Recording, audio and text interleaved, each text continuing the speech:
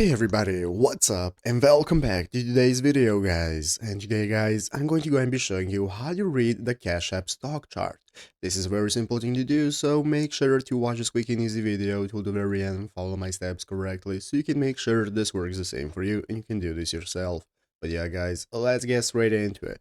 So first things first guys, we want to go ahead and open up the official Cash App application on your mobile phone if you have not already. So if you have not already opened it up, you want to go ahead, go to the App Store and download it. Open up the App Store on your mobile phone, go into the search bar and search for Cash App. So once you find the application, you can go ahead and install it. And once you install it successfully, you can go ahead and open it up. And now we can go ahead and log in either with our phone number or our login details, whichever way you prefer. And once you log in, you'll be greeted by this home page right here, which is the main page where we can take a look at our cash balance, savings, and all the other options that we can get started with. And basically, guys, if you want to use the stocks option on Cash App for following stocks and investing into stocks, it's very easy to do so. As you can see right here in the home page of the application, we have an option that says invest in stocks. This is what we want to open up. So invest in stocks is going to take us to the next page where we can get started with taking a browse through the charts of all the stocks that are available to invest into. And once you find the stock you want to invest into, you can just open it up and select how many shares you want to buy. So if you have enough cash balance in your Cash App account, you'll be able to buy those shares, and with your Cash App balance you can go ahead and buy, sell, and so on